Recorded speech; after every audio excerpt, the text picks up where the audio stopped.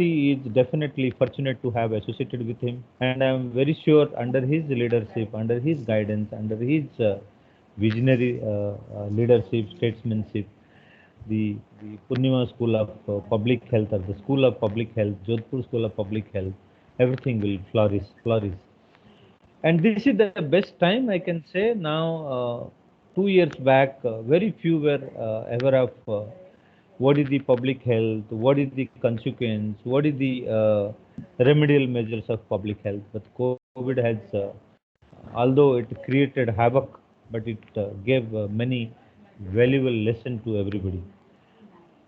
And Corona is the best example of public health, how public health is very important in our society. And the importance of School of Public Health has gone very high. I thank Mr. Anil Purohit for his continued support to Purnima Group for establishing the school and otherwise in the advisory capacity. And the way you all are organizing the webinar itself is a eye-opening sessions. Every time the new things are known, lot of knowledge are shared in the platform. And again, the COVID has taught us how the online sessions can be accepted vigorously, where a knowledge sharing sessions can happen. It is not only the people like you are doing, even Government of India is thinking how to give education, how to give medical care, how to give other things in the online platform. So once again, I welcome everybody. I welcome to this webinar, COVID testing and diagnosis. It is by Purnima University, JSPH and Indic Chain, and all the platform, all the forum, all the discussion, all yours. I welcome Anil Purohit sir, and I hand over the podium or the mic or the platform, everything to him. Thank you, Dr. Padi. It's a great honor to have you and open this webinar. It's a very important new topic. And Dr. Padi has been also at Purnima University for more than 2 years. He has excellent networking skills, academic skills, and with Purnima University and Dr. Padi, I think the School of Public Health is benefiting a lot. So without going into details, I would like to introduce everybody briefly, and we can just go directly to the our distinguished two women speakers. I'm very proud to say that. Dr. Manoj Gupta has also joined us from Purnima University, and as we go along, he will also be speaking. I'd like to introduce Dr. Arvind Mathur first. He is former dean and principal of Dr. SN Medical College of Jodhpur. He is one of the few clinicians I see in India who supports public health and has been pushing a lot for public health schools in India. He also specializes in HIV medicine and geriatric medicine, and he would be giving his excerpts and expertise actually as we go along with our two speakers. Bhavna Sati, she is our head of the department at the Jodhpur School of Public Health in Jodhpur and heading the academic programs at Jodhpur and Jaipur both. Dr. Suneet Mathur, he is trained, he has been trained at Jodhpur at Dr. SN Medical College under Dr. Arvind Mathur. He has also been trained at University of Medicine and Dentistry in New Jersey in HIV, and also in Australia where he pursued his MPH. I'm glad to have you, Suneet. We have worked together for last, I think, 20 years off and on. Bhavna, Suneet have worked together for more than 20 years together. We met around the last epidemic, I would say, HIV, basically. And Jodhpur was our headquarters. Our two distinguished speakers, Dr. Vidhi Jain, she is a faculty assistant professor at All India Institute of Medical Sciences in Jodhpur, a medical microbiologist. And she would be talking about one of the most important topics, which I think lots of state governments has declared as epidemic, the mucormycosis or the black fungus, what we call. She'll be talking about the fungal infections and not only the black fungus, which is mucormycosis, and candida white fungus, and you'll be hearing from her. And she would also be touching some points which would be made easier for the lay people, because on this webinar we have audience, medical students, doctors, people wishing to go into medical school, clinicians, medical microbiologists, and microbiologists who are doing research totally. So I think we will be touching all these topics. Thank you, Dr. Jain, for joining us. Dr. Prapti Gilada has joined us from Mumbai. She's also a medical microbiologist, and she is a consultant at Ali Khan Hospital in Mumbai.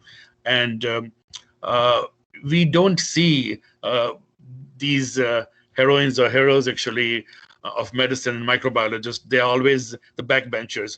But when you get your results, the CT score or whatever diagnosis you get, these are the people who are sitting and working day and night actually in the labs.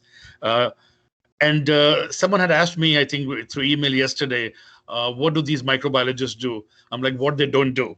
They teach medical students, they teach research students, they see patients, they are microbiologists, they work in lab, they write research papers, they publish books, so they'll do a lot. But these are all the people who are behind the scene working day and night. And these are the people who gives you the results of RT-PCR. They will also talk about RT-PCR, what it is, reverse transcriptase PCR, what is PCR. If you have any questions, please feel free to send us these questions. We'll be happy. So to make it short, but very, very important, microbiologists are very, very important team members of the medical fraternity, and they bring a lot of things through diagnosis, and all what you hear today, it's all because of them, what they do. So thank you both, and thank you, I think, all the microbiologists around the world actually who are doing all this work and giving the reports and diagnosis. So thank you so much again. I think I've introduced everybody. I haven't forgotten, I think. So going straight to these topics,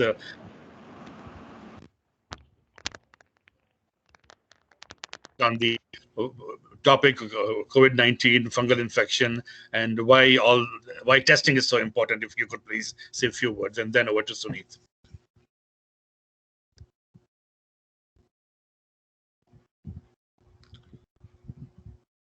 I think Dr. Arvind Mathur is muted. Hello, I think Suneet would be there. Great.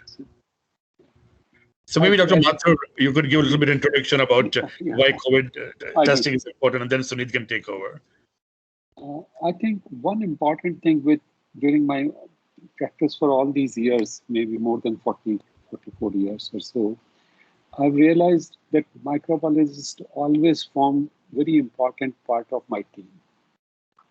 Though on front, we have been managing patients as a physicians, but I always had big support of microbiologists, and I know because of them, we have been able to do what is needed. Infectious diseases are the most important one which we encounter in the medical practice. And it is impossible to manage them without the help of a microbiologist. So from a clinician's point of view, I'll say that they are very important part of our management team. And as you mentioned that they are behind the scene, but we always had them on board during patient discussions also, so that the medical microbiologist can see the patient and can advise furthermore also. So that is so nice to have both of them with us today. And as you have mentioned, that this present pandemic has brought the importance of microbiology again.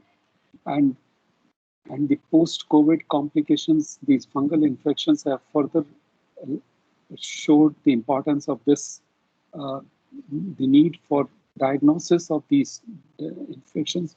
It was not possible without the help of the microbiology team to have detected these infections, basically. So we are quite eager to listen to them today and learn about what is new in this field.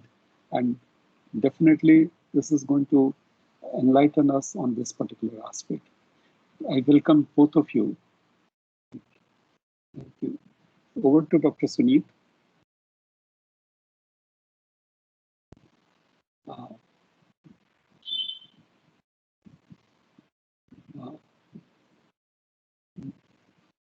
Anilji, you are muted. I think we lost Suneet. So we could start with the first Prapti, presentation. could we start with Prapti, Bhavna? Yeah. Hi, Prapti. So, Yeah. Go ahead. Bhavna ji, you are muted. So welcome, Prapti, and really we are really honored and to have you here. I think we can start the topic because we are slightly late too. By training, you are a microbiologist, as per Dr. Anil has said, and Sunit was ready with your brief bio sketch, but I don't know where is he right now. That's okay. No problem. Yeah. Thank you so much. I would request you to just the stage is yours now. Yes. Thank you so much. And Rapti, sorry to interrupt you. We would be actually needing a mixed language because I think there are some people from Vigyan Prasar, Government of India. They have also joined through YouTube. Okay. So their request is that this is a combination language if possible. So I'm sorry, but a request came okay. from that side. Sachin is there actually. I'll try keeping it mainly in Hindi, and then probably there'll be a few English words anyway. So that's really great. Yes. Thank you so much. This is absolutely my honor that I am presenting to all of you. Thank you so much. I think without wasting time, I'll just share my screen and we'll start. Just give me one moment. Can you see my screen? Yes, it is visible. Yes, visible.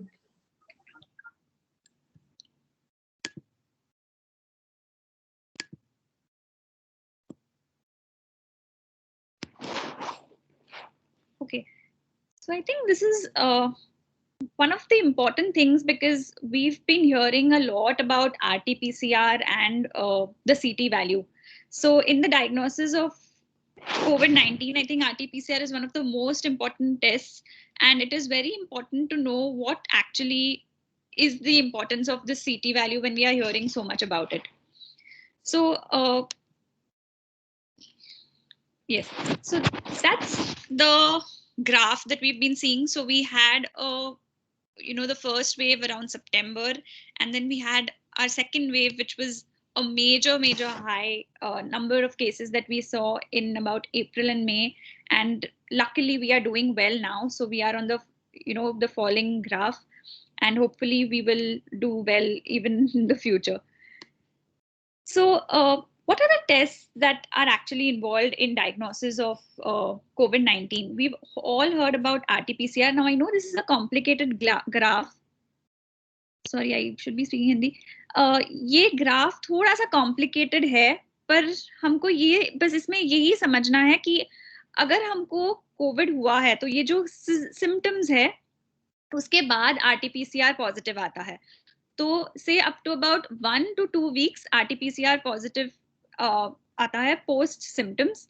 और दूसरा एक test होता है जो antigen test है, जिसकी sensitivity RT-PCR से कम है. मैं आगे और डिटेल में एक्सप्लेन करूंगी, पर वो भी एक बहुत इंपॉर्टेंट टेस्ट है डायग्नोसिस के लिए, क्योंकि जहाँ पे RT-PCR के लैब्स नहीं है, जहाँ सैंपल RT-PCR लैब्स पहुंचाने की सुविधा नहीं है, वहाँ एंटीजन टेस्ट बहुत काम आता है, क्योंकि वो डायरेक्टली ऑन द स्पॉट अपन टेस्ट कर सकते हैं.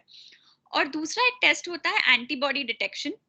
ये एंटीबॉडी डिटेक्शन टेस्ट डायग्नोसिस में पर से हेल्प नहीं करता है.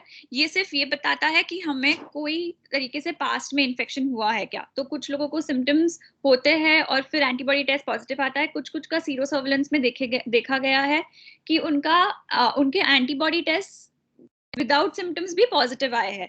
तो उन केसेस में, जैसे एसिम्टोमेटिक कैरियर्स हम कहते हैं, उन केसेस में वो एसिम्टोमेटिक कैरियर्स रहे हैं और फिर उनके एंटीबॉडी टेस्ट पॉजिटिव आए. तो ये antibody test usually 10 days to 2 weeks के बाद पॉजिटिव आना शुरू होता है. Initially IgM and then IgG.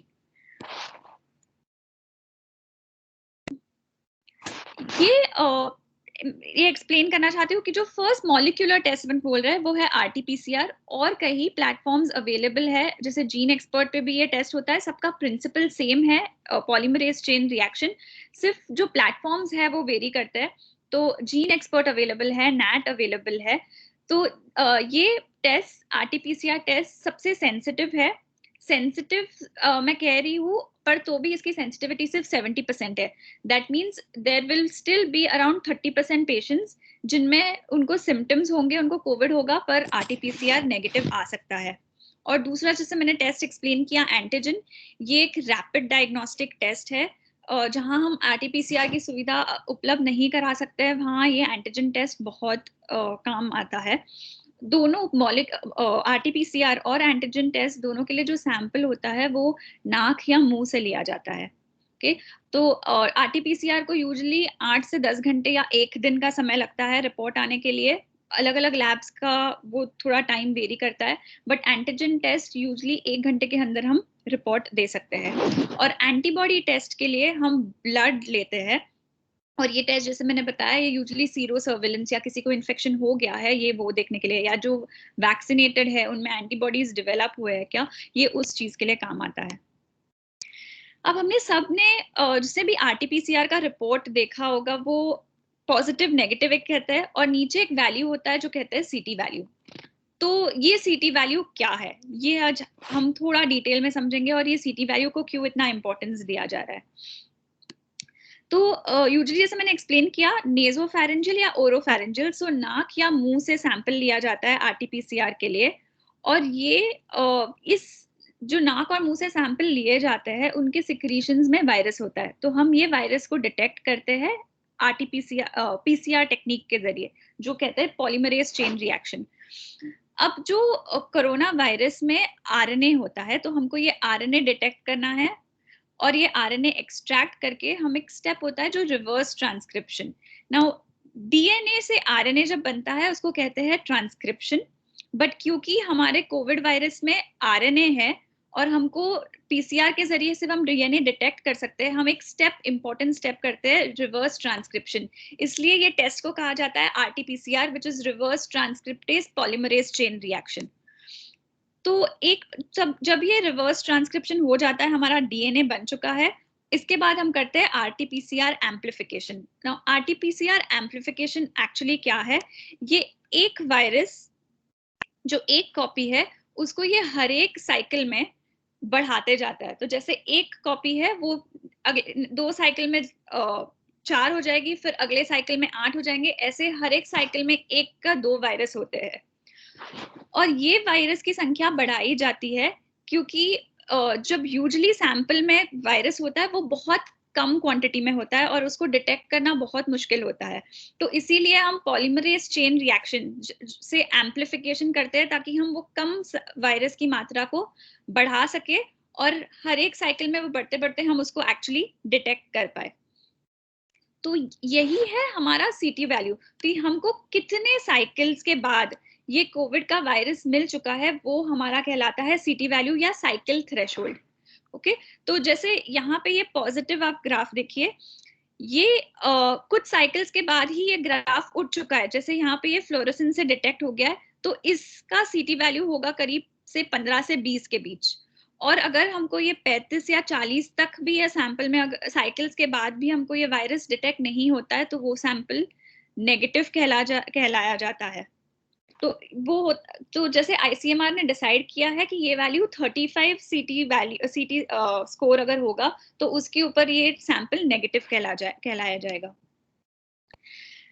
तो जैसे मैंने एक्सप्लेन किया, अगर 12 साइकिल्स के बाद हमको ये वायरस मिल जाता है तो साइकिल थ्रेशोल्ड 12 होगा. अगर 25 साइकिल के बाद हमको साइकिल मिलता है तो ये साइकिल थ्रेशोल्ड 25 होगा, और ये फिर सैंपल्स पॉजिटिव कहला जाएंगे. और जैसे मैंने कहा कि अगर 35 साइकिल तक भी ना मिले तो ये सैंपल नेगेटिव होगा. अब इससे हम ये समझ गए होंगे कि अगर सैंपल में कम साइकिल्स में कोविड वायरस डिटेक्ट हो रहा है, दैट मीन्स उसमें वायरस की संख्या ज्यादा है. और अगर हमको ये सेम सैंपल को कई साइकिल्स के बाद डिटेक्ट हो रहा है, मतलब उसमें वायरस की संख्या कम है. ठीक है, पर ये सही है कि इसमें वायरस की संख्या ज्यादा है, इसमें वायरस की संख्या कम है अगर साइकिल ज्यादा लगते हैं.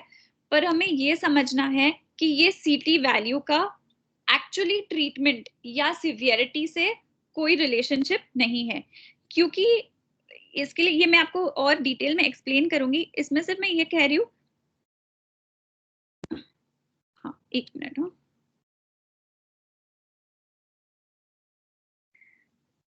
जो सीटी जो सैंपल में जो संख्या होती है वो कई फैक्टर्स पे डिपेंड करती है। जैसे अगर सैंपल हम नाक से लेते हैं या मुंह से, उसमें भी कितना सैंपल आता है और उसमें कितने वायरस एक्चुअली कैप्चर होते हैं स्वॉब में, वो वेरी करता है। और एक ही समय अगर हम दो, आपको स्लाइड्स दिख रहे हैं क्या मेरे? हाँ, yes Prapti. ओके या so it just stopped on my screen. Okay, तो अगर आप एक ही समय अगर दो सैंपल्स लेते हैं तो उसमें भी सीटी वैल्यू में अंतर आ सकता है।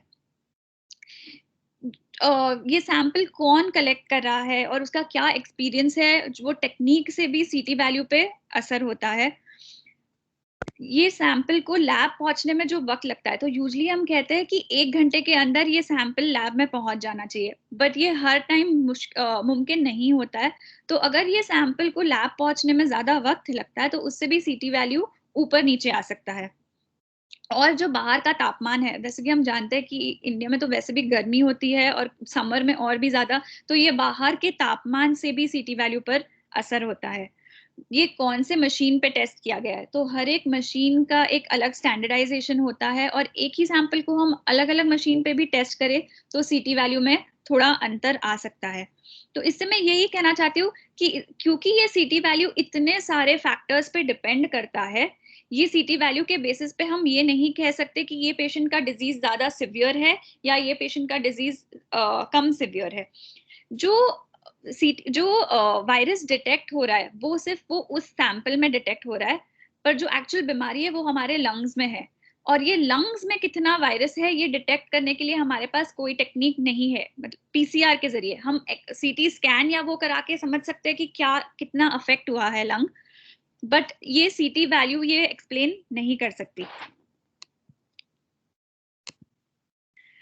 तो बहुत बार ये बस सीटी वैल्यू को देखकर बहुत सारे मल्टीपल ब्लड टेस्ट, जैसे अगर किसी का सीटी वैल्यू 12 आ गया तो लगता है ओ इनको ज्यादा सिवियर डिजीज है, तो इनके बहुत सारे ब्लड टेस्ट कराए जाएंगे, सीटी स्कैन कराया जाता है, बहुत सारे दवाइयाँ दी जाती है पेशेंट्स को। कभी कभी सिर्फ ये सीटी वैल्यू को देखकर हॉस्पिटल में भर्ती किया जाता है, पर ये सब करने की जरूरत नहीं है। जब अगर हमको सिवियरिटी देखना है तो जैसे मैंने कहा, हम या तो सीटी स्कैन कराए या फिर वो भी सीटी स्कैन हमको कब कराना चाहिए उसके भी गाइडलाइंस है। क्योंकि बहुत सारे जो कोविड के पेशेंट्स है, between 75 to 80 to around 85% patients actually सिर्फ बहुत माइल्ड सिम्टोमेटिक होते हैं, तो उनको सिर्फ बुखार आएगा या फिर थोड़ी सी खांसी होगी और वो बिना कोई तकलीफ के ठीक हो जाते हैं। बहुत कम पेशेंट्स में एक्चुअल सिवियर डिजीज होता है और सिर्फ ये 5 से 7% जो पेशेंट्स हैं उनको एक्चुअली सीटी स्कैन की जरूरत पड़ती है। जैसे उनके सिम्टम्स बहुत लंबे समय तक चल रहे हैं, 2 हफ्ते तक चल रहे हैं, या उनका ऑक्सीजन सैचुरेशन मेंटेन नहीं हो रहा है, 94 के नीचे है, या फिर उनको ब्रेथलेसनेस है, ये साइंस है कि हमारा लंग अफेक्टेड है और तब सीटी स्कैन करने की जरूरत होती है। बट सिर्फ सीटी वैल्यू को देखकर सीटी स्कैन कराना या हॉस्पिटल में भर्ती हो जाना ये बहुत ही बेबुनियाद बातें हैं। जैसे हमने पीसीआर एचआईवी और हेपेटाइटिस बी के लिए भी सुना है, तो हम उसमें जब पीसीआर साइकिल्स करते हैं हम कहते हैं उसमें एक वायरल लोड आता है। तो ये वायरल लोड है जो एक क्वांटिटेटिव टेक्निक होता है और उसमें एचआईवी या हेपेटाइटिस बी के कितने वायरस की संख्या है, मात्रा है, वो समझती है। वो इस कोविड में नहीं होता है। उसका एक बहुत इंपॉर्टेंट रीजन है, जो हम एचआईवी या हेपेटाइटिस बी के लिए सैंपल यूज करते हैं वो ब्लड होता है।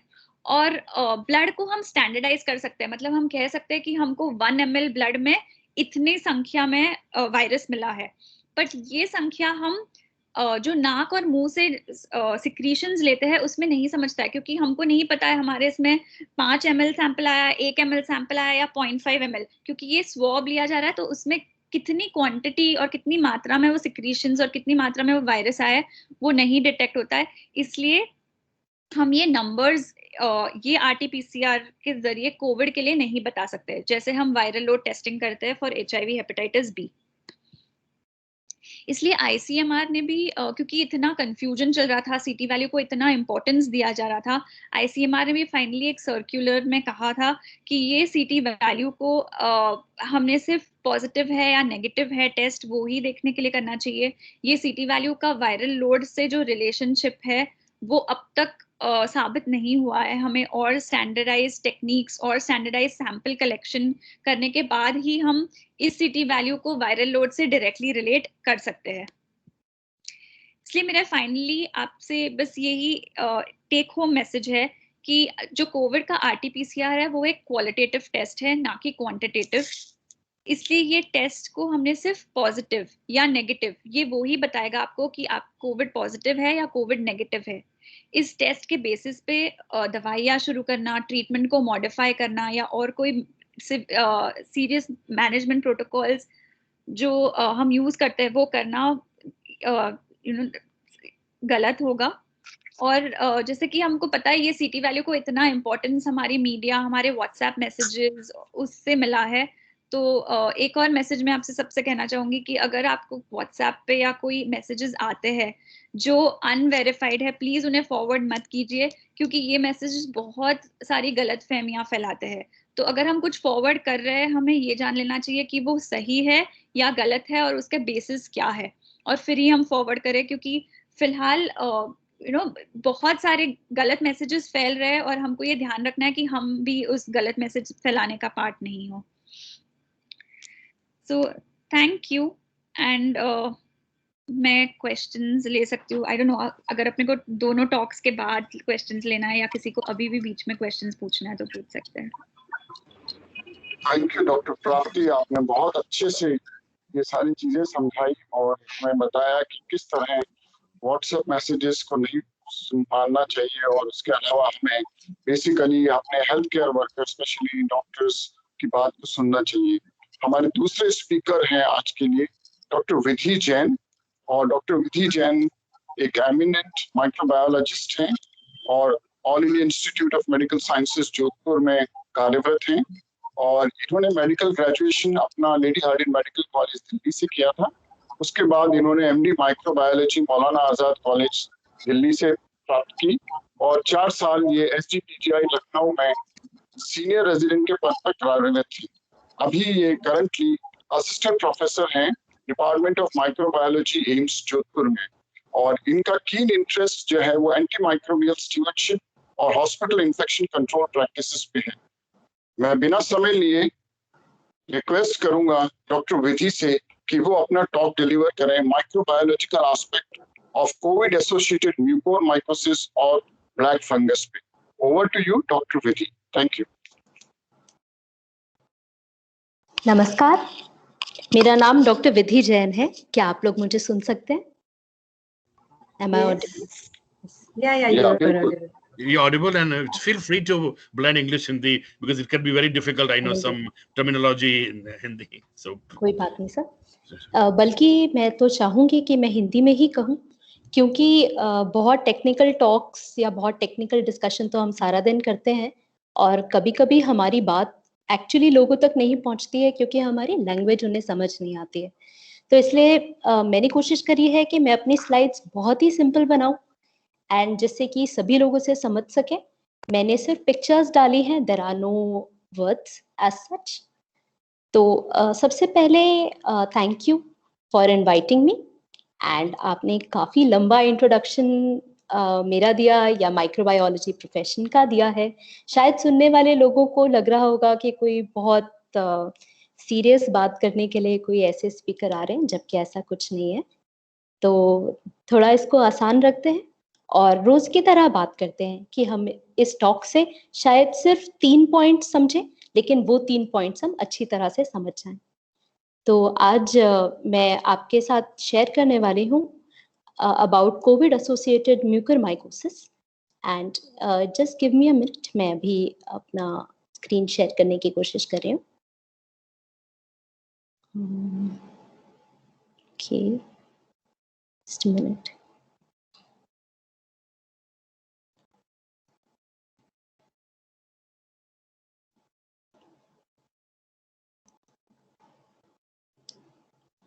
Just a second, I will just load my presentation.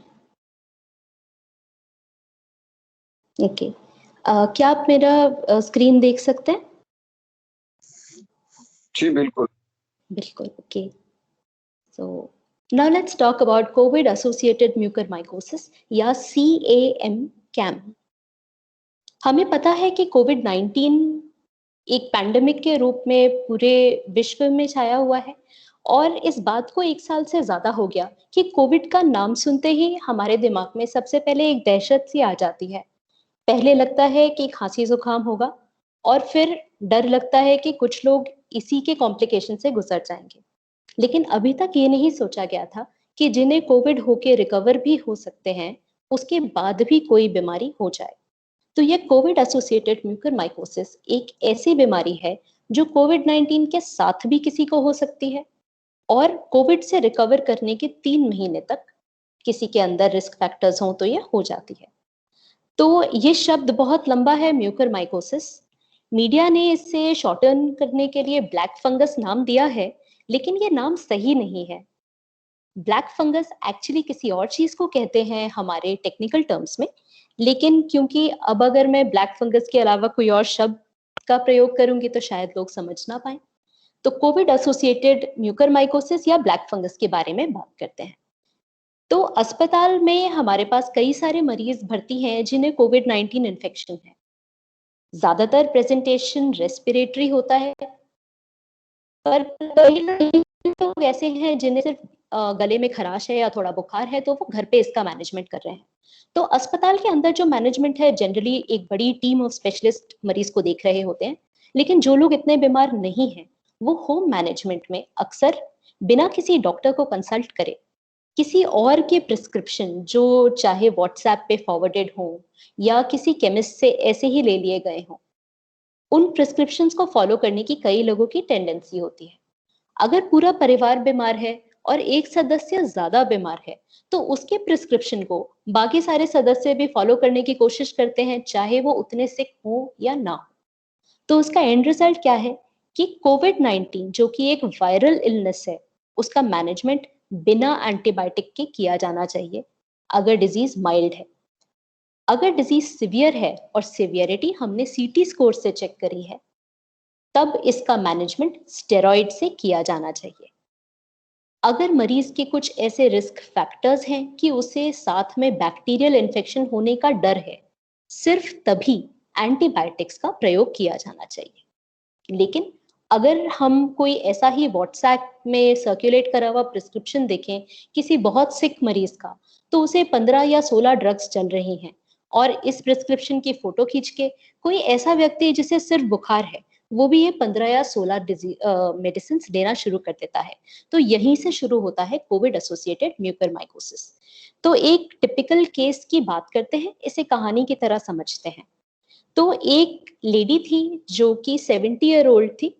तो 70 साल की इस महिला के घर में छोटे बच्चों से कोविड घर तक आया. कैसे आया कि बच्चे प्लेग्राउंड में जाते हैं, मास्क नहीं लगाते, तो उनके अंदर कॉलोनाइजेशन हो गया या वो इन्फेक्शन लेके घर आ गए. अब बच्चों की इम्यूनिटी तो ठीक ठाक होती है, उनके पेरेंट्स की इम्यूनिटी भी ठीक थी, लेकिन ये जो महिला थी इनकी इम्यूनिटी तो थोड़ी कम थी. इनको डायबिटीज भी था और डायबिटीज का ख्याल ये बहुत ज्यादा अच्छे से नहीं रख रही थी इतने सालों से. थोड़ी उनकी शुगर तो हर समय ही बढ़ी रहती थी, लेकिन कोविड के दौरान उनके खाने पीने में काफी डिफरेंस आया और कोविड के समय तो उन्होंने बिल्कुल कुछ खाना ही बंद कर दिया था. लेकिन जैसे वो कोविड से ठीक हुई, तब धीरे धीरे उन्हें लगा कि मेरे तो बहुत वेट कम हो गया है, तो चलो मैं थोड़ा और ज्यादा खा लेती हूँ. एंड कोविड के दौरान जो दवाएं चली थी जिसकी उन्हें बहुत ज्यादा जरूरत नहीं थी, जैसे कि स्टेरॉइड और एंटीबायोटिक, वो प्रिस्क्रिप्शन में ये तो लिखा था कि ये दवाई खानी है, लेकिन केमिस्ट उन्हें ये बताना भूल गया था कि इस दवाई को बंद कब करना है. इसलिए वो अपनी मर्जी से खाती जा रही थी स्टेरॉइड वगैरह, और शुगर की जांच उन्होंने नहीं करी. तो एक दिन ये जो महिला थी, इनको कुछ सर में दर्द हुआ, थोड़ा आंखों में दर्द हुआ. अब वैसे ही उनकी उम्र 70 साल से ऊपर थी, तो अगर आंखों की रोशनी पहले से ही थोड़ी कम हो तो उन्होंने बहुत ज्यादा इस बात पे ध्यान नहीं दिया. उसके बाद उनका चेहरा कुछ सूजने सा लगा एक तरफ को, और उनकी आंखें भी सूजने लगी, और ऐसा लगा कि एक तरफ के चेहरे में ज्यादा सूजन आ गई है और आंखों की रोशनी थोड़ी कम हो गई है। तब उन्होंने अपने घर परिवार वालों से कहा और उन्होंने कहा कोई बात नहीं, आज तो संडे है, कल सुबह चले जाएंगे। लेकिन शाम से लेकर सुबह तक जब उन्होंने उन बूढ़ी माता जी को देखा तो उनकी शक्ल ऐसे हो चुकी थी। एक तरफ का चेहरा सूज गया था, आंखें सूज गई थी और शक्ल के ऊपर ये काले धब्बे आ गए थे। साथ में हो सकता है उनकी नाक में भी सूजन हो सकता है सर में बहुत दर्द हो और इधर की आंख खुले ना। अगर आंख खुले तो आंखों की रोशनी चली जाए। अब ये पर्टिकुलर केस एक बहुत सिवियर केस हो गया है। यदि जब अम्मा जी को पहले दिन पे सर दर्द हुआ था, एक तरफ के चेहरे में सुन्नपन आया था, नाक से कुछ पानी बहा था और आंखों की रोशनी कम लगी थी, उसी समय अम्मा जी को जो है अस्पताल ले जाना चाहिए था। तो इंडिया में हम ज्यादातर ऐसे लोगों को देख रहे हैं जिन्हें पहले से ही डायबिटीज है, जिन्हें ये वाले साइंस एंड सिम्टम्स आते हैं, लेकिन वो अपनी हेल्थ का ख्याल नहीं रखते। वो सोचते हैं कि कोई हेडेक की दवाई खा लेंगे तो वो ठीक हो जाएंगे या आसपास किसी से ऐसे ही दिखा लेंगे तो ठीक हो जाएंगे। लेकिन म्यूकरमाइकोसिस इस तरह की बीमारी नहीं है। अगर समय पे आपने इसका जांच नहीं कराई, अगर आपने इसकी, तो ये बढ़ के ऐसे काले धब्बों और आधी शक्ल जो है खराब हो जाती है। तो इन काले धब्बों की वजह से मीडिया में इसका नाम ब्लैक फंगस के नाम से प्रचलित हो गया है। तो लोग जब ये कालापन देखते हैं तब उन्हें एकदम से लगता है कि अरे क्या हो गया, और फिर वो मरीज को लेकर आते हैं। किंतु इस समय इनके अंदर ये इन्फेक्शन काफी डीपली जा चुका है। तो हॉस्पिटल में आने के बाद क्या किया, इसका मैनेजमेंट सिर्फ सर्जरी से किया जाता है। लेकिन जो उनके चेहरे पे ये धब्बे पड़ गए हैं वो जरूरी नहीं है ब्लैक फंगस से ही हो, कुछ और कारण भी हो सकते हैं। तो ब्लैक फंगस का जो ट्रीटमेंट होता है वो तो बहुत बड़ी सर्जरी होती है, लेकिन सिर्फ इन धब्बों को देखकर वो बड़ी सर्जरी नहीं की जा सकती। इसलिए एक छोटी सर्जरी करनी पड़ेगी कि नाक के थ्रू एक दूरबीन डाली जाती है जिसे हम एंडोस्कोप कहते हैं, और इस प्रोसीजर को एक ईएनटी सर्जन करता है। इस प्रोसीजर को फेनेस्ट्रेटेड एंडोस्कोपिक साइनस सर्जरी या फेस कहा जाता है, जिससे नाक में दूरबीन डाली जाती है और एक छोटे से टुकड़े की जांच की जाती है। तो इस तरह का एक छोटा सा टुकड़ा मेरे जैसे माइक्रोबायोलॉजिस्ट की लैब में आता है। अगर ये सही समय पे कलेक्टेड है और सही साइज का है और ये लैब में फटाफट पहुंच गया है, तो मुझे बस 2 मिनट लगते हैं उसमें झांक के देखने में और उसके अंदर ये फंगस मुझे नजर आ जाती है। तो यही है वो फंगस जिसका नाम म्यूकरमाइकोसिस है। देखिए ये शक्ल से तो बिल्कुल इसमें कोई रंग ही नहीं है, तो ये ब्लैक फंगस नहीं है, लेकिन अब इसका नाम ब्लैक फंगस हो गया है तो सो बी इट। तो ये फंगस जो है बहुत इजीली देखी जा सकती है अगर इसका सही समय पे सैंपल निकाला गया है, और इसकी डायग्नोसिस बनाने में एज अर्ली एज 10 मिनट्स या कभी कभी अप टू 1 डे लग जाता है, डिपेंडिंग ऑन किस टाइप का सैंपल है। लेकिन यदि मरीज अर्ली प्रेजेंट करे तो इसकी अर्ली डायग्नोसिस करके, इससे पहले कि शक्ल पे बहुत फर्क पड़े या ब्रेन इन्वॉल्वमेंट हो, इस डिजीज को डायग्नोस करना बहुत आसान है। कभी कभी कुछ केसेस में हम लोग डायरेक्ट ऐसे नहीं देख पाते हैं, तो हमारे पास एक माइक्रोस्कोप होता है जिसे फ्लोरेसेंस माइक्रोस्कोप कहते हैं। तो एम्स जैसे सेंटर्स में ये माइक्रोस्कोप इजीली अवेलेबल है और उसमें ये फंगस कुछ इस तरह से दिखती है। तो अगर हमारे पास जांच का टुकड़ा सही समय पे आ जाए तो ये फंगस ढूंढ निकालना बहुत बड़ी बात नहीं है, और जो सर्जन है वो भी बिना इसकी कॉन्फर्मेशन करे थोड़ा हिचकिचाता है आगे सर्जरी करने में। लेकिन जैसे ही इसकी कॉन्फर्मेशन हो गई, हम ईएनटी सर्जन को कहते हैं कि इस पेशेंट को कोविड एसोसिएटेड म्यूकरमाइकोसिस या ब्लैक फंगस है। अब इसका मैनेजमेंट कैसे किया जाए? अब यदि ये आपका रिश्तेदार होता तो आप यही चाहते कि इनको कोई ऐसी दवा दे दी जाए जिससे ये ठीक हो जाए, या पता नहीं किसी से पूछ के झाड़ फूक करके कोई थेरेपी की जाए जिससे वो ठीक हो जाए, या शायद कुछ होम्योपैथिक खा के ठीक हो जाए। लेकिन ये सबसे बड़ी बात हमारे जानने की है कि इसका मैनेजमेंट घर पे नहीं किया जा सकता। इसका मैनेजमेंट सिर्फ और सिर्फ सर्जरी है।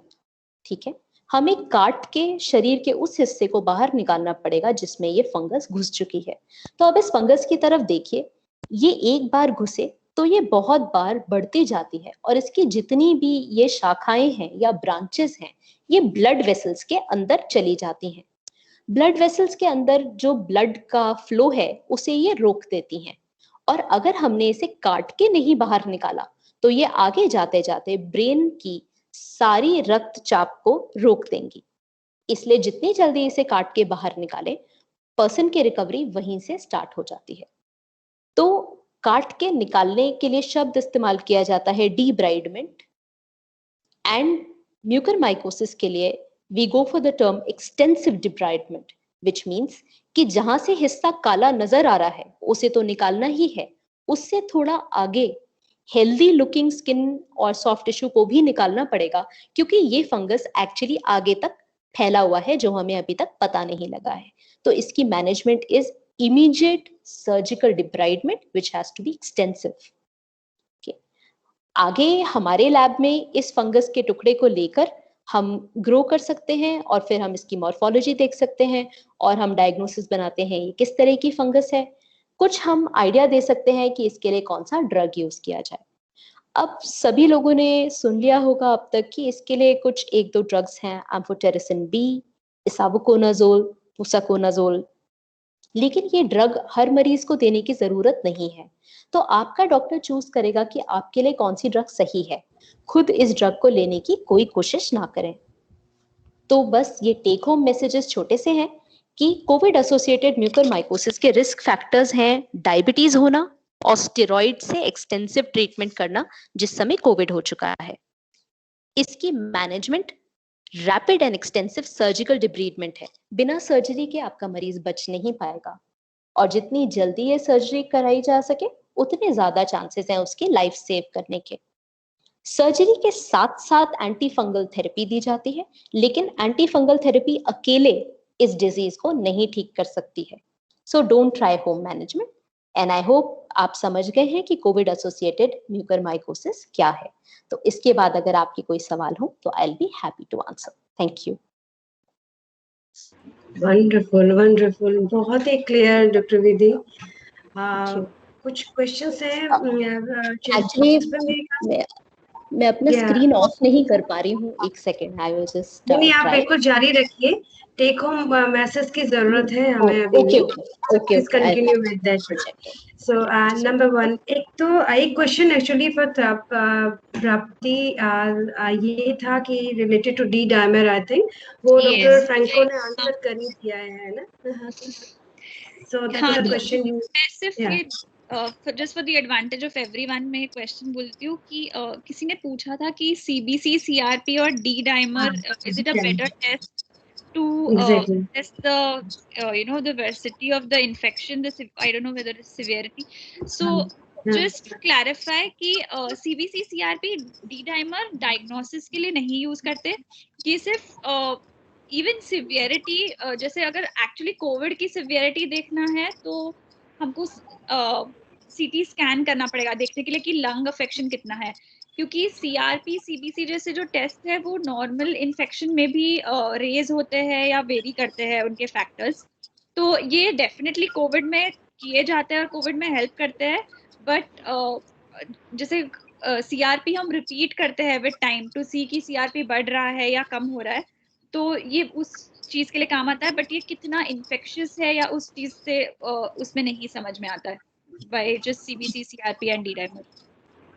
ओके, एक क्वेश्चन मैं यहाँ पर देख रही हूँ यूट्यूब इसमें। सो जो नई स्ट्रेन्स हैं क्या ये इनके लिए भी सही है जो RT-PCR का test? Question is asked from one of the student.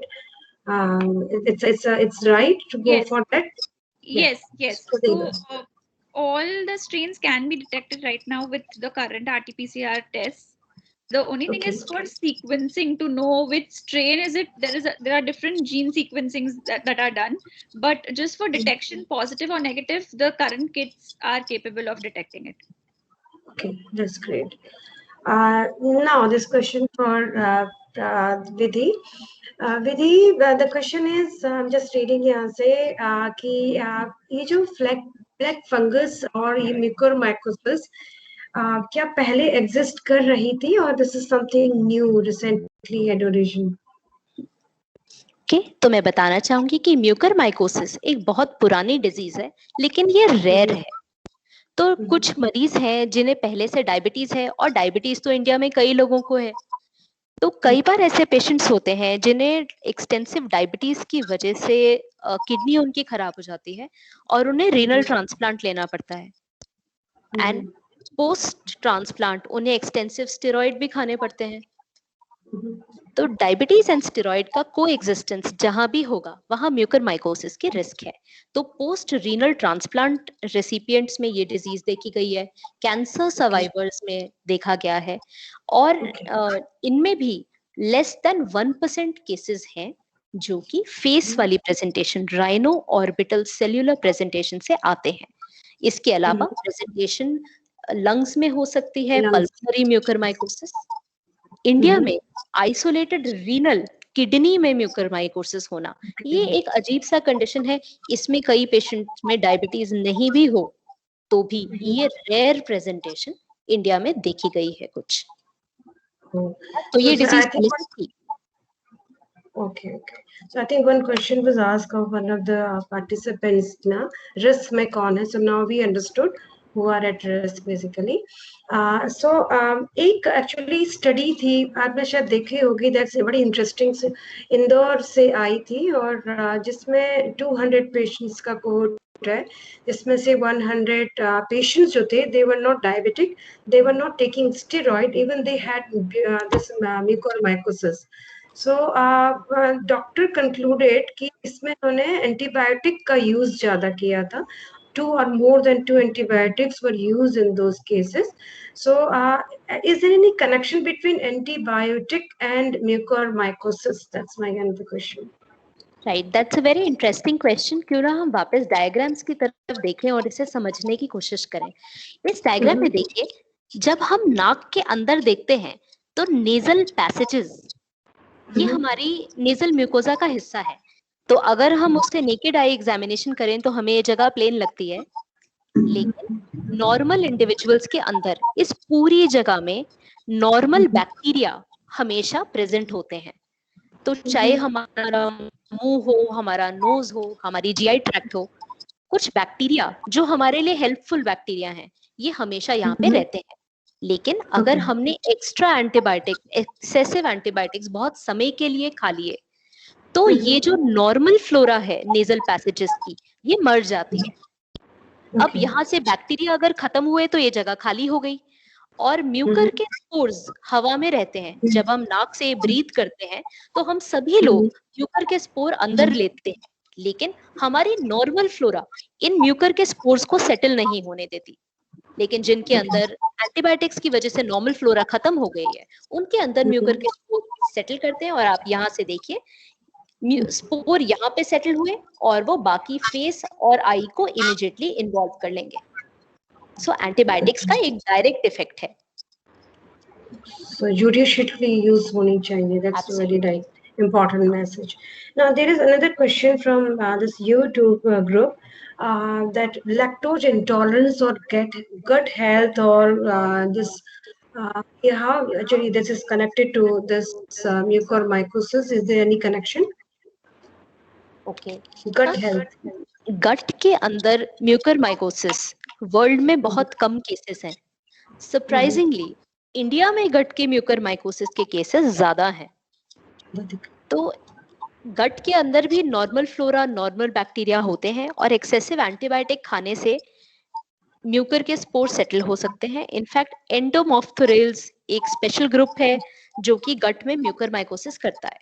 तो लैक्टोज इंटॉलरेंस अपने में एक रिस्क फैक्टर तो नहीं है, लेकिन लैक्टोज इंटॉलरेंस को मैनेज करने के लिए अगर किसी ने इम्यूनोमॉड्यूलेटर्स खाए हैं, स्टेरॉइड खाए हैं, और उस जने को अगर डायबिटीज है, तो टुगेदर ये रिस्क फैक्टर्स किसी भी डिजीज को प्रेसिपिटेट कर सकते हैं, और उसमें से एक डिजीज म्यूकरमाइकोसिस है। तो डायरेक्टली लैक्टोज इंटॉलरेंस मैं नहीं कहूंगी, वरना लैक्टोज इंटॉलरेंस एक कॉमन कंडीशन है। कई सारे इंडियंस को दूध, कच्चा दूध पीना सूट नहीं करता, उनको डायरिया हो जाता है। तो ऐसा नहीं है कि सारे लैक्टोज इंटॉलरेंस के केसेस को म्यूकरमाइकोसिस हो गया। सो ये main conditions like immuno compromise, चाहे एक लोकल जगह पे हो, ये होना जरूरी है। That's great. That's great. एक क्वेश्चन ये है कि जो आजकल बड़ा इम्पोर्टेंट सा ट्रेंड है, लास्ट टाइम हमने देखा कि 2020 में more than 85 crore of zinc tablets बिकी, एंड जिंक का यूज मेरे ख्याल से कंटिन्यूसली प्रोफिलैक्टिक यूज हो रहा है, एंड मैं कई लोगों को जानती हूँ पर्सनली भी कि जिंक यूज ओवर यूज चल रहा है. सो जिंक का कनेक्शन और म्यूकरमाइकोसिस कुछ है आपस में? That's my question. Okay, right ma'am. पहले मैं ये बताना चाहूंगी कि हम लोग के ह्यूमन बॉडी या किसी भी लिविंग थिंग के अंदर माइक्रो न्यूट्रिएंट्स का काफी रोल होता है. तो अब जो आयरन है या जिंक है, ये सारे बाइवेलेंट कैटायंस हैं, राइट? इनकी वैलेंसी 2+ होती है अगर आप साइंस के स्टूडेंट्स हो. तो ऐसा देखा गया है कि मेटल के 2+ वाले आयंस अक्सर सेल्स के स्ट्रक्चर का हिस्सा तो होते ही हैं, ये एंजाइम्स के एक्शन को ज्यादा फास्ट बनाते हैं. तो सोचिए, जब आप आयरन खाते हैं तो आपका खून ज्यादा बनता है और आपकी फिटनेस बढ़ जाती है. इसी तरह से म्यूकर भी आयरन खाता है. तो iron is a major nutrient, and इसीलिए म्यूकर ब्लड की तरफ जाता है क्योंकि वो हीमोग्लोबिन में से आयरन लेना चाहता है. जब उसे आयरन नहीं मिलता है तो zinc is a second supplement. दो iron is the preferred supplement, zinc और एनी अदर कैटायन जिसकी 2+ वैलेंसी हो, वो आयरन को सब्स्टिट्यूट कर सकता है. तो हम ये नहीं कह सकते कि जितने सब लोगों ने जिंक खाया है उन सबको म्यूकरमाइकोसिस हो जाएगा. लेकिन अगर बाकी रिस्क फैक्टर्स हैं तो zinc therapy it may contribute but it can not be positive for mucormycosis. Okay, but again judicious use is required. That's a very important. And वो भी excessive time के लिए ना खाते रहे, right? Okay. एक क्वेश्चन मैं देख रही हूँ कि surgery is must, means there is no other option to There's treat no it? other option. No. No I mean, option. अगर बहुत माइल्ड केस हो, बहुत ही mild, somebody is very lucky कि बहुत जल्दी आ गए हैं, तो सिर्फ एम्फोटेरिसिन B से देखा जा सकता है, बट पर्सन को अंडर ऑब्जर्वेशन रखना पड़ेगा. थोड़ा भी अगर इंक्रीज होता है तो immediate surgery. But let me say more than 95% cases, surgical management is mandatory if the presentation is in face. ठीक है? अगर presentation lungs में है, तो जरूरी नहीं है कि सर्जरी की जरूरत हो. अगर presentation GI tract में या किडनी में है, तो again 100% cases में surgery is mandatory. नेक्स्ट ये क्वेश्चन है प्राप्ति के लिए. Serum ferritin levels and vitamin D levels, अगर ये कम है तो prognosis of disease when we get infected, so what's the role of this both the serum ferritin and vitamin D levels? That's a question from this YouTube. So vitamin D has been shown to has had a correlation with the severity of COVID. So that's why they say that vitamin D supplements should be taken. Your vitamin D levels should be normal. तो वो कहा गया है. Ferritin का ऐसे है कि ferritin levels Covid में बढ़ते हैं. So not that you have to take iron therapy. In ferritin levels कुछ पेशेंट में से पाया गया है, वो कोविड में इंक्रीज लेवल्स देखे गए हैं.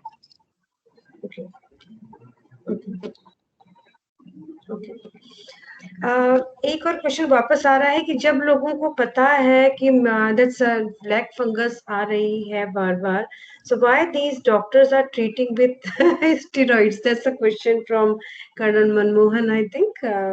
That's why doctors are treating with this steroids.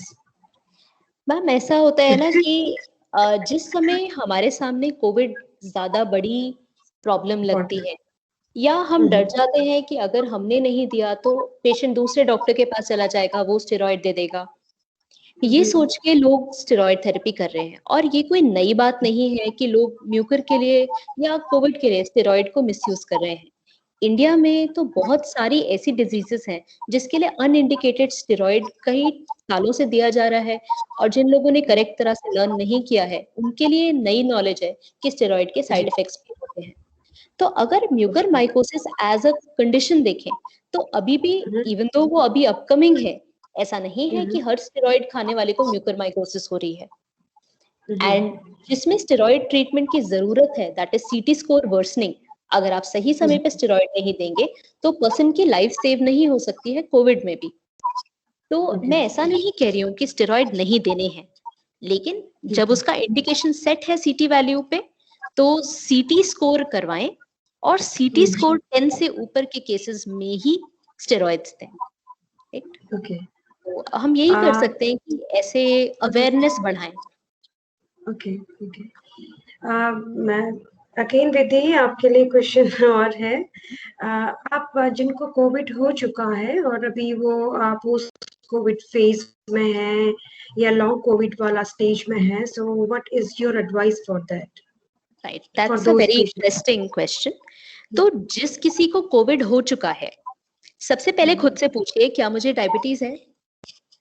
अगर आपको पहले से ही डायबिटीज का पता है तो इमीडिएटली अपना ब्लड शुगर चेक कराएं और रैंडम ब्लड शुगर ना कराइए, fasting blood sugar and HbA1c levels कराइए, जिससे आपको पता लगेगा कि आपकी शुगर एक्चुअली कंट्रोल में है या नहीं है। तो इमीडिएट इंटरवेंशन में अपनी डायबिटीज को कंट्रोल में लाइए। सेकेंड, अगर आपने कोविड के एपिसोड में स्टेरॉइड्स खाए हैं तो आपको पता होना चाहिए कि आपके रिस्क फैक्टर्स हाई हैं फॉर म्यूकरमाइकोसिस। तो अब हम डायबिटीज ठीक कर सकते हैं। स्टेरॉइड अगर खाए हैं तो उससे जल्दी खत्म कर दें, खाते ना जाएं। एंटीबायोटिक्स अगर खाए हैं तो उन्हें भी रिड्यूस कर दें, जब खत्म होने का टाइम है, कोर्स खत्म हो गया, उनको स्टॉप करें। और साथ में वापस मास्क जरूर लगाएं, क्योंकि ये जो म्यूकर के स्पोर्स हैं ये भी हवा में है और हमारी नोज में चले जाते हैं। तो अगर कोविड खत्म होने के बाद हम सोच लें कि अब तो हम ठीक हो गए और अब मास्क लगाने की जरूरत नहीं है, तो ये सबसे बड़ी गलती है जो कि हमें म्यूकरमाइकोसिस को प्रीडिस्पोज करेगी। तो then my advice would be, if you are post COVID, maintain your sugar levels, do not continue steroids, do not continue antibiotics and keep wearing mask. Great, great. So last question विधि, अभी ना कुछ नए colour से white fungus और yellow fungus, इनका एक वापस एक वो शुरू हो गया है मीडिया में। सो उसके बारे में आपका क्या कमेंट है? तो क्या कहना चाहिए? हम लोग हर जगह ये पढ़ रहे हैं कि येलो फंगस और व्हाइट फंगस का भी अब वो सामने आ गई है। तो इस तरह से यस, तो ये तो एड्रेस करना काफी जरूरी है। एक्चुअली फंगस एनवायरनमेंट में हमेशा से है और फंगस हमारी बॉडी के अंदर नॉर्मली हमेशा से है। जैसे मैंने आपको बताया कि कुछ फ्रेंडली बैक्टीरिया हमारे अंदर होते हैं, इसी तरह से कुछ फ्रेंडली फंगस हमारे अंदर नॉर्मली होती हैं। तो ये जो व्हाइट फंगस है जिसे कैंडिडा कहते हैं, ये हमारे अंदर नॉर्मली भी होती है। तो अगर किसी भी पॉइंट ऑफ टाइम पे किसी नॉर्मल व्यक्ति के अंदर उसके मुंह में से स्वॉब लें या कल्चर लें तो हमेशा ये कैंडिडा आएगी। पर क्योंकि इस समय बस एक हवा बना हुआ है कि फंगस और उसके कलर्स, तो ये फालतू के व्हाट्सएप फॉरवर्ड नहीं करने चाहिए, ना इन्हें बिलीव करना चाहिए। और यही बात आई थिंक हम दोनों ही स्पीकर्स आप लोग कि गलत चीजें फॉरवर्ड ना करें, क्योंकि अगर लोग फॉरवर्ड करते हैं तो बनाने वालों का और मन करता है रेड येलो ग्रीन ब्लू कुछ भी बना देंगे। तो ऐसी कोई फंगल इन्फेक्शन सिग्निफिकेंट नहीं है।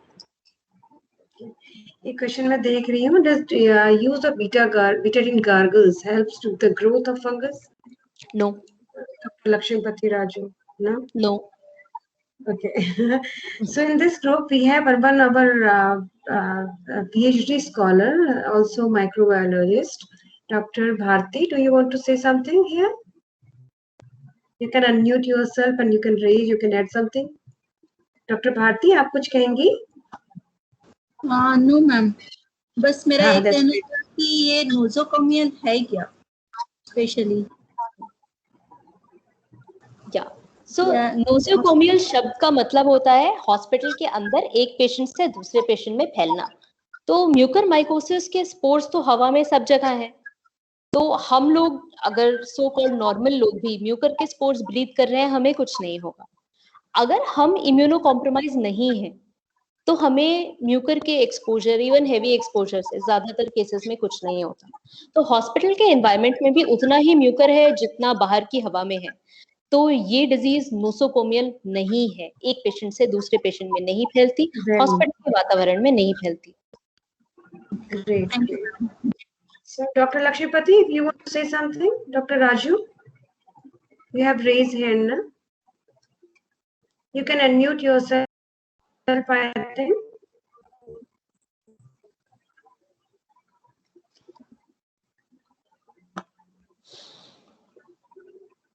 Dr. Lakshmipati?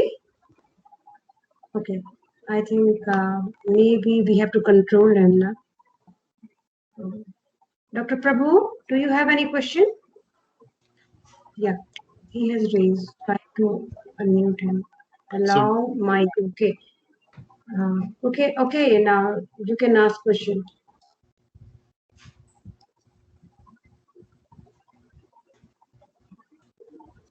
No, it means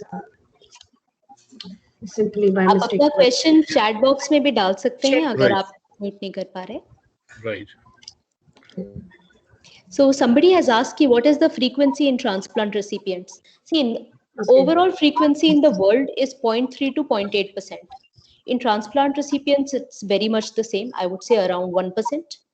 And in other iatrogenic conditions, yes, it is related to all kinds of cancers, especially respiratory tract cancers, where pulmonary mucormycosis is more common. Okay, so somebody has asked me, do I mean pre-COVID? Pre-COVID. See, mucormycosis world में exist करती है, कई presentations है, but on the whole, disease की prevalence 1% से कम है पूरे world में. ऐसा नहीं है कि सिर्फ इंडिया में है. So pre-COVID, post-COVID फर्क नहीं पड़ता. Mucormycosis exists. अगर आप दुनिया के हर बंदे को immunocompromised बना दें और म्यूकर के spores पूरी दुनिया में तो फैले ही हुए हैं, तो भी 100% बंदों को mucormycosis नहीं होगा, because it is a less common condition. अगर इंडिया में डायबिटीज जिसकी प्रेवलेंस बहुत हाई है, कई लोग ऐसे हैं, यंग लोग ऐसे हैं जिन्हें पता नहीं है कि वो प्री डायबिटिक हैं. जब उन्हें कोविड हुआ उस फेज में they were already borderline diabetics, but excessive steroids की वजह से उनकी डायबिटीज अनमास्क हो गई. And in that point of time, they were acutely immunocompromised and they presented with mucormycosis. Hardly, let's say, 1% to 5% of them have actually presented with mucormycosis because it is an acute presentation. But वो diabetic हो चुके हैं, उन्होंने steroid exposure face कर लिया है. तो this is just the beginning of opportunistic infections. Opportunistic मतलब जब उस infection को मौका मिलता है, opportunity मिलती है, तब वो हो जाता है. तो वो मौका क्या है? स्टेरॉइड और डायबिटीज का एक साथ होना. और ऐसे हार्डली 5% पेशेंट्स अभी हमारे सामने आए हैं जिन्हें म्यूकर हुआ है. What about the other 95%? हवा में इतने तरह तरह के इन्फेक्शन नॉर्मली होते हैं जो नॉर्मल लोग को कुछ नहीं करते, लेकिन जिनको ये एक्सपोजर हो चुका है, वो इन्फेक्शन उनके अंदर जा चुके हैं, लेकिन उनका प्रेजेंटेशन इतनी फास्ट नहीं हो रहा है. कुछ डिजीजेस पता नहीं, शायद हम 1 महीने बाद देखें, 2 महीने बाद, 6 महीने, साल भर. एंड भूलिए मत, इंडिया में सबसे कॉमन डिजीज टीबी है. तो क्या कोविड-19 के दौरान में टीबी बंद हो गया है? नहीं. जो लोग खांसी करके आए हैं उनका पीसीआर कराया होगा, पीसीआर नेगेटिव आया होगा, उनको कहा होगा ये लो स्टेरॉइड खाओ. So we could be looking at resurgence of TB in a big way. And people who have drug sensitive TB, if treated wrongly, treated with other antibiotics, could then later on, say in 6 months, present with drug-resistant TB, which would be a bigger killer. So we could be looking at many opportunistic infections, and COVID-associated mucormycosis is just the beginning. Why are people presenting now? Because it changes the face. It alarms the patient. जो less alarming presentations हैं, वो तो हमारे सामने अभी तक आई ही नहीं है. Okay, so next question. Just a second. Okay, so somebody has asked that how many cases of black fungus are reported. Currently, the cases are being reported at the level of state of Rajasthan. So as of yesterday, I heard of 800 cases being reported in with confirmation, either microbiological or histopathological. And in AIIMS, we have seen more than 100 cases. Okay, so what is the frequency in transplant? I've answered that. Okay, HIV. Okay, you will be surprised that जितने cases मैंने अभी AIIMS में देखे हैं, only one was HIV positive. So I don't think HIV patients are any specially predisposed. Diabetes and steroids are bigger predisposing factors than HIV, at least from what I have seen up till now. Okay, and comorbidity is not COVID related. That's what we are trying to explore. जैसा कि ma'am ने mention किया कि कुछ papers अभी आए हैं इंदौर में एटसेट्रा, एंड ये सिर्फ इंडिया के केसेस हैं जिनके अंदर डायबिटीज इतना स्ट्रॉन्ग रिस्क फैक्टर्स है. इंटरनेशनल लेवल पे भी कई केसेस कोविड एसोसिएटेड म्यूकोरमाइकोसिस के देखे गए हैं, लेकिन उनके साथ में डायबिटीज बहुत केसेस में नहीं है. तो अभी ये 1-1.5 महीने पहले की बात है कि कोविड एसोसिएटेड म्यूकरमाइकोसिस इतने बिग वे में आया है और क्लियर रिस्क फैक्टर्स पहले आ गए हैं, अदर्स के बारे में अभी रिसर्च हो रही है. So we could be talking about more risk factors, say a month or 2 from now. Okay. So what about TB patients? I think I've answered that. Diabetes as genetic disease or what is it? It doesn't matter. In India, diabetes is rampant. Surprisingly, in Rajasthan, type 1 diabetes is very common. कई बच्चों को diabetes है और उन्हें इस बात की कोई खबर नहीं है. उनके पेरेंट्स कभी टेस्ट नहीं कराएंगे अगर जरूरत ना पड़े तो अगर किसी को भी कोविड है और वो किसी भी वजह से अस्पताल में भर्ती होता है तो आपने देखा होगा कि सारे डॉक्टर्स एक बेसिक सीबीसी और बेसिक शुगर जरूर कराते हैं. तो जितने भी डॉक्टर्स यहाँ पे प्रेजेंट हैं, आप भी ऐसे पेशेंट्स देख रहे होंगे, आप भी शुगर की जांच करा रहे होंगे. तो मेरे आपसे एक रिक्वेस्ट है कि रैंडम ब्लड शुगर की जगह fasting blood sugar with HbA1c, even young patients, even बच्चे अगर आपके पास एडमिटेड है, because this could be the one and only chance of being diagnosed as diabetics. If you do that, and you'll be able to find many cases of impaired fasting glucose if you try fasting. And much of the adult population in India is pre-diabetic. And हमें पता ही है, एक साल हम लोग lockdown में घर रहे हैं तो लोगों की ओबेसिटी इंक्रीज हो गई है और जो वैसे ही बॉर्डरलाइन डायबिटीज थे, they might have become pre-diabetic. But कई लोग ईयरली चेकअप एंड ऑल कराते थे, बट कोविड की वजह से पिछले एक साल में रूटीन चेकअप्स बहुत लोगों ने मिस करे हैं. Okay. So other people have asked about betadine, gargles, and antibiotics. I have answered that. Any other question? I'll be happy to take. One question from this side, YouTube. Any relationship with geographical location?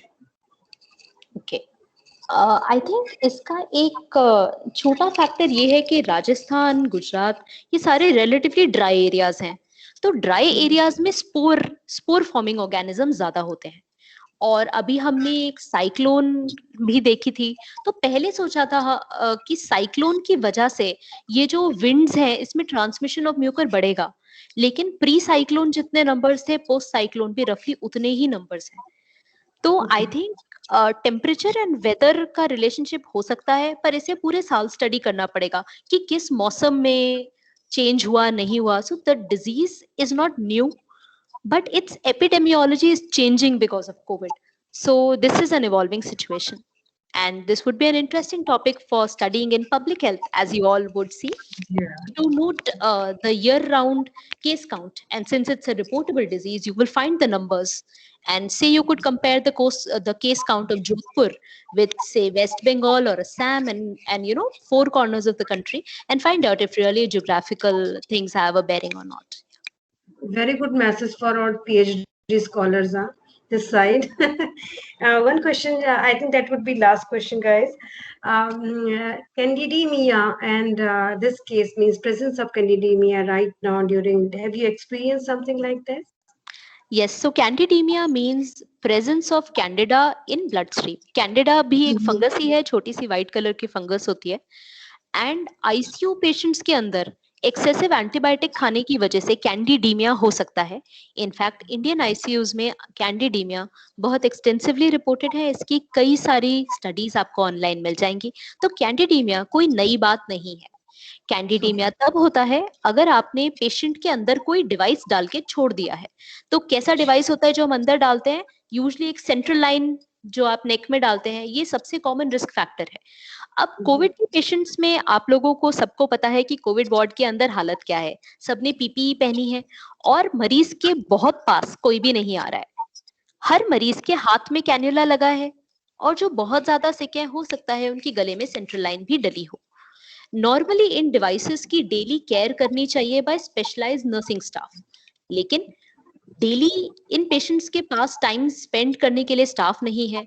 और कई सारे नए staff, नए doctors, जैसे आप लोग public health वाले लोग भी कई बार वार्ड में पोस्ट हुए होंगे. कोविड में तो सबकी ड्यूटी हुई है. तो जिनको ट्रेनिंग नहीं है ICU केयर की, उन्हें भी ICU में पोस्ट किया गया है. तो थोड़ी पेशेंट मैनेजमेंट तो डाउन जाएगी ही. And excessive use of antibiotics is a very important risk factor for candidemia. So definitely in the last 1 month, cases of candidemia have increased, but I would not say it's directly because of COVID. It is because of overworked ICUs. and little reduction in specialized staff, or they are just tired. So yes. Anything else? That's great. That's great.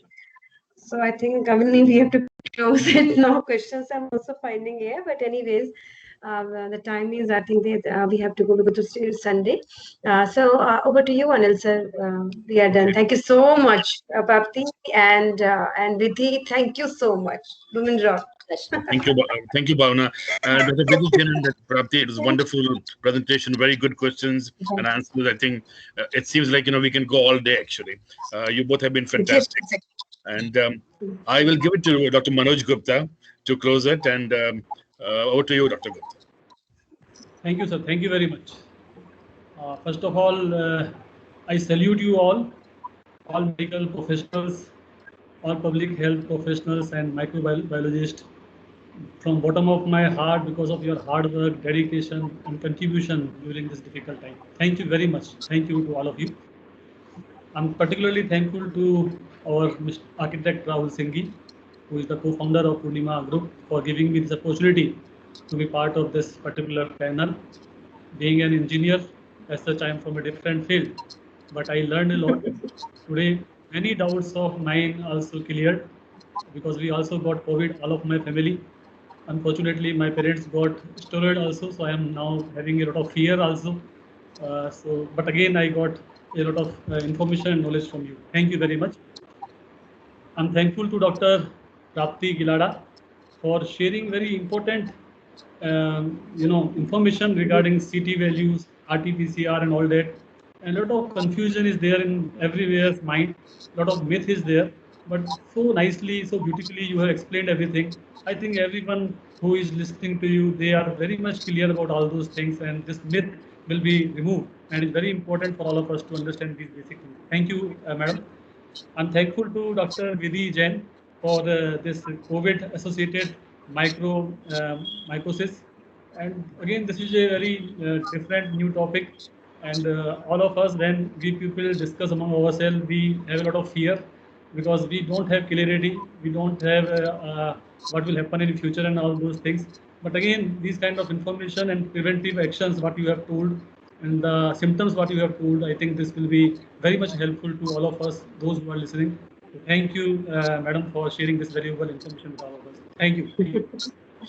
I'm sure that this particular webinar will certainly help to all the participants in understanding these very important vital topics, very basic topics, and it will again help in controlling this deadly disease and timely treatment of the disease also.